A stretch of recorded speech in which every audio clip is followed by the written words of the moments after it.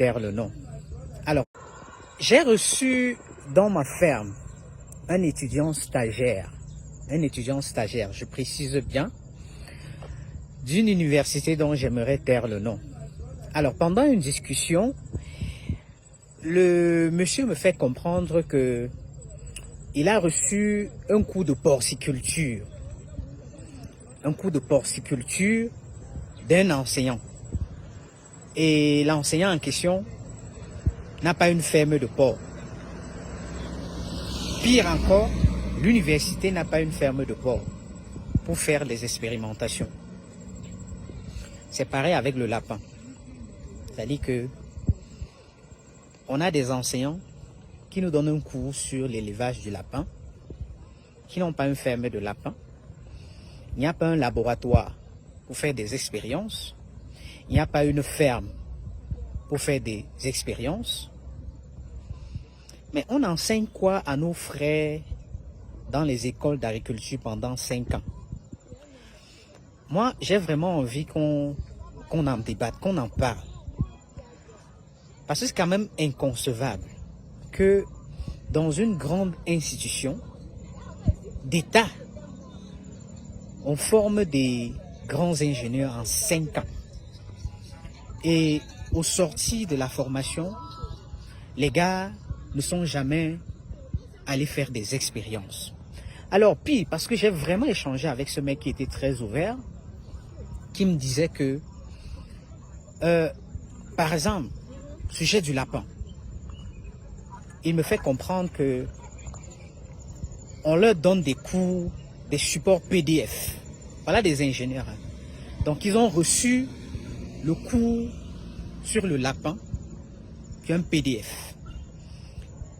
Et l'enseignant est venu expliquer ça en un jour. L'enseignant est venu expliquer ça en un jour.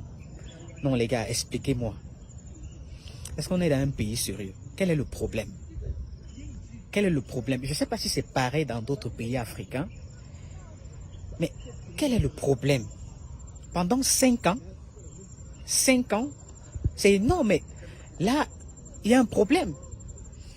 Alors, ici, à qui la faute en fait? À qui la faute? Je ne vais peut-être pas remettre le tort aux enseignants, hein? Non. C'est d'abord l'État. Parce qu'en réalité, si les enseignants ne reçoivent pas, c'est pas un enseignant c'est pas l'enseignant qui est censé créer un laboratoire à l'université, c'est pas l'enseignant qui est censé développer une ferme à l'université. Peut-être pour ses propres recherches, il peut faire ça à la maison. C'est pas l'enseignant, c'est l'État. Donc la faute revient logiquement à l'État, qui ne fait rien.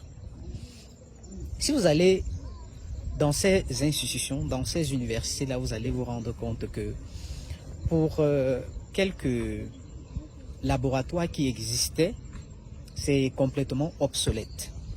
Quelques laboratoires qui existaient. Donc en réalité, on apprend aux enfants à réciter les cours à l'université. Nos ingénieurs. Alors, maintenant, vous savez que beaucoup qui rentrent dans ces écoles, ils veulent juste le titre d'ingénieur. On va les appeler des ingénieurs à leur sortie. Donc, ce qui va leur conférer de l'autorité. C'est ça qui est dangereux. Parce que beaucoup d'étudiants vont dans les écoles, dans ces écoles d'agriculture, juste pour avoir le titre d'ingénieur. Parce que le vrai étudiant, j'aime bien leur expliquer ça pour ceux de mes élèves avec qui je travaille, le vrai ingénieur, c'est un ingénieur de terrain. Allez rencontrer des gars qui sont sur le terrain, voilà les vrais ingénieurs. Allez rencontrer les gars qui choquent tous les jours. Parce que vous avez cette théorie. On vous a enseigné cette science-là. C'est à vous d'aller sur le terrain, de mener des expériences dans des fermes, dans des plantations et ramener les résultats. Mais si vous voulez dormir sur vos lauriers, vous serez des piètres ingénieurs. Allez dans les fermes au quotidien, tous les jours. Menez vos propres expériences.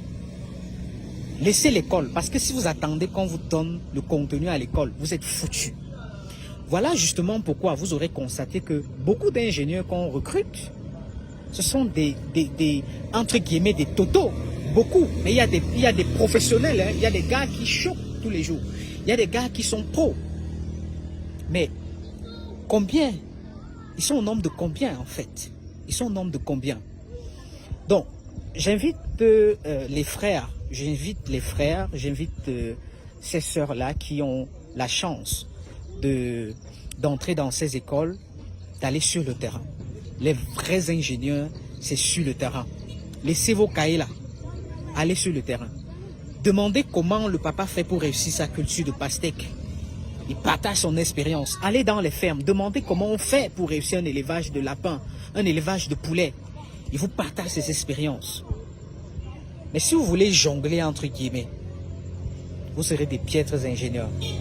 Personnellement, je pense que aller faire 5 ans dans une école d'ingénieurs au Cameroun ou en Afrique, c'est une perte de temps. Excusez-moi, hein.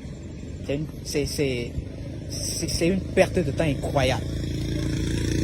Voilà justement pourquoi vous aurez constaté que beaucoup d'aînés, beaucoup de grands frères, beaucoup de parents, aujourd'hui ce qu'ils font, c'est d'envoyer leurs frères, leurs enfants dans des centres, pas dans des écoles, mais dans des centres ou alors dans des fermes, se faire former pendant 1 mois, 2 mois, dans un domaine spécifique. Le gars sort, il sait produire le porc, il sort, il sait produire le poulet, il sort, il sait produire le lapin. Voilà comment, voilà la nouvelle donne en fait, pour ceux qui ont compris. Aujourd'hui, très peu envoient leurs enfants faire des écoles parce qu'en réalité, c'est une perte de temps. On